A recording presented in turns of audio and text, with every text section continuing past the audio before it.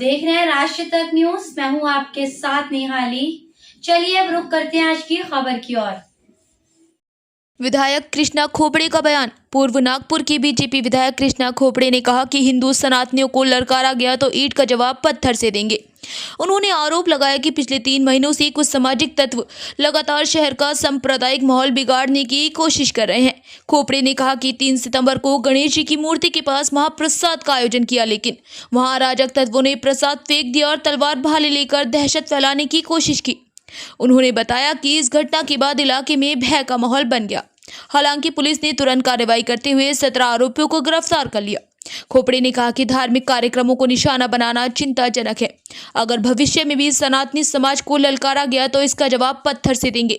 उन्होंने चेतावनी दी है। विश्व हिंदू परिषद के अमोल ठाकरे ने चैनल पर बयान देते हुए कहा कि 3 सितंबर की घटना में असामाजिक तत्वों ने जमकर उत्पात मचाया। ठाकरे ने आरोप लगाया कि उन तत्वों ने हमारे धर्म के भगवानों को गाली गलौज दी, महिलाओं के साथ अभद्र भाषा का इस्तेमाल किया और भव्य महाप्रसाद कार्यक्रम में तोड़फोड़ करने की भी कोशिश की। उन्होंने आगे कहा कि पुलिस प्रशासन ने गंभीरता दिखाते हुए अगले दिन शाम 5 बजे तक 17 आरोपियों को गिरफ्तार किया। अमोल ठाकरे ने चेतावनी भरे अंदाज में कहा कि यह घटना हिंदुओं की आस्था और धैर्य की कड़ी परीक्षा है।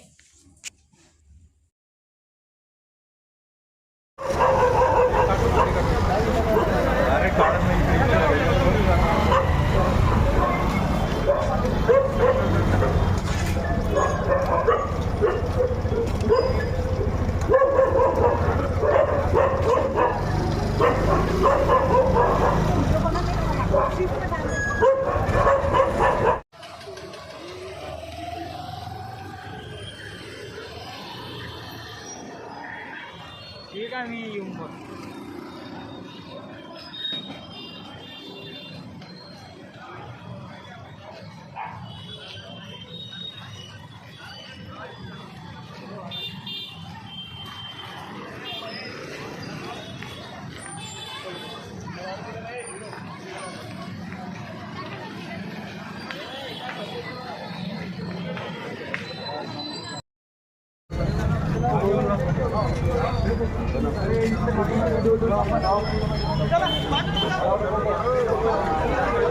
सरको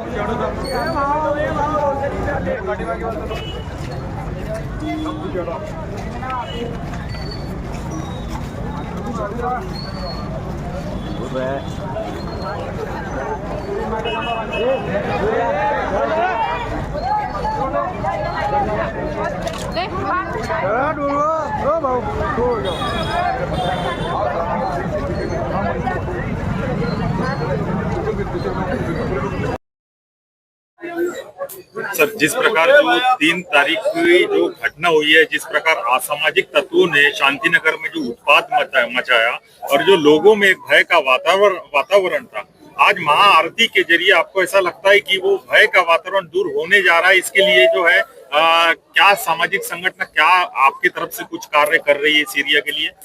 बिल्कुल, ये जो घटना हुई है वो बहुत निंदनीय घटना हुई है और जिस घटना का उल्लेख आपने किया है, 3 तारीख को कुछ जिहादी हाथ में शस्त्र लेकर यहाँ पर उत्पात मचाने आए। यहाँ का महाप्रसाद उन्होंने उठाकर फेंका। यहाँ हमारी माँ बहनों को गलत गालियाँ दी और गणपति जी के बारे में और सनातन धर्म के बारे में भी उन्होंने यहाँ पर अश्लील नारे लगाए। विषय यह है कि 2 दिन के बाद ईद है, ये उनको मालूम था। भय का वातावरण निर्माण करना, 17 तारीख की इतनी बड़ी घटना होने के बाद भी अगर पुलिस प्रशासन ऐसे लोगों को खुला छोड़ती है तो यह एक बहुत बड़ा प्रश्न चिन्ह हिंदू समाज के सामने खड़ा हो रहा है। उस दिन भी यहाँ के लोगों ने सहनशीलता दिखाई। यहाँ से सीधा लोग थाने में आए और थाने में आकर अपनी मांग करवाए। मैं यहाँ के पीआई का और आदरणीय डीसीपी मदने साहब का अभिनंदन करूंगा कि उन्होंने सुबह 5 बजे तक ये सारे आरोपियों को पकड़ा, इन पे बड़ी धाराएं लगाई है। पर यहाँ तक ये रुकने वाले है नहीं। इन्होंने यहाँ इनको जब यहाँ इनके परेड पे लाया था तो कुछ लोगों ने कहा है कि ये तो अभी टेलर है, अभी पिक्चर बाकी है, ऐसी भी धमकी ये लोग दे रहे हैं।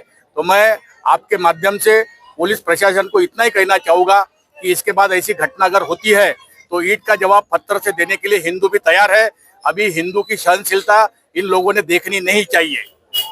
सर, इस प्रकार की घटना नहीं होनी चाहिए। अभी जो है आप जो विश्व हिंदू परिषद की तरफ से ऐसे और कोई कार्यक्रम लेने में आएंगे इस एरिया में? बिल्कुल, आज यह जो महाआरती है, ये मंडल की ओर से इस महाआरती का आयोजन किया गया। इसमें विश्व हिंदू परिषद, बजरंग दल, अन्य हिंदू संगठन के सारे पदाधिकारी यहाँ पर उपस्थित है और हम यही चेतना अभी सारे हिंदू में जगाना चाहते हैं। आज जब यह विसर्जन होगा तो विसर्जन करते समय सारा हिंदू समाज एक साथ चले। अपने भगवान गणपति महाराज जी को विसर्जन करते समय एक महाशक्ति सारे हिंदुओं ने दिखानी चाहिए। वो कहते हैं कि भय बिना होई ना प्रीति। अगर सारा हिंदू समाज रास्ते पे उतरकर अपने गणपति विसर्जन में आएगा तो कहीं ना कहीं इनको अपनी ताकत दिखेगी, तो यह भी भय का वातावरण निर्माण होगा। तो दूसरी बार यह घटना इस क्षेत्र में कभी होगी नहीं। यहाँ पर जो है असामाजिक तत्वों ने जो माहौल खराब करने की कोशिश की और आज महाआरती का आयोजन किया गया था जो सामाजिक लोगों द्वारा, और आपकी भी उपस्थिति दर्ज की गई, आप क्या कहना चाहोगे? गणेश जी के इतने महत्वपूर्ण सनातन धर्म के त्योहार में लगातार अपन देख रहे कि 2-2.5 महीने से लगातार कुछ असामाजिक लोग, विशेष करके कुछ समाज के लोग, ये नागपुर शहर के अंदर दंगा फैले, नागपुर शहर का वातावरण खराब हो, इस प्रकार के गुनास्पद करने का काम उन्होंने उनके माध्यम से निश्चित स्वरूप से हो रहा है। 2-3 महीना पहले महल के ऊपर भी जो घटनाएं घटी है उसकी भी सबको पार्श्वभूमि मालूम है। ईद के 2 दिन पहले मोमिनपुरा से लेकर तो सतरंजीपुरा तक रात को 11 बजे 1 से 1,500 लोग स्कूटर के ऊपर निकले। ना उनके पास परवानगी थी, ना कुछ था, ना कुछ भी नहीं था। इनलीगल तरीके से निकले। वहां पर भी उन्होंने नारेबाजी की। नारेबाजी इस प्रकार की कि देश के पंतप्रधान से लेकर तो नीचे तक का उन्होंने गालियां गलौज तक का उन्होंने वहां पर नारेबाजी किया। मैंने रात को 11 साढ़े 11 बजे सीपी साहब को फोन लगा के और बोला, जब जाके उनके ऊपर एक्शन हुआ है। हमारे गणेश जी का महत्वपूर्ण त्योहार, हमारा पूर्व नागपुर ये शांति प्रिय पूर्व नागपुर है, कभी इस प्रकार की घटना घटी नहीं है।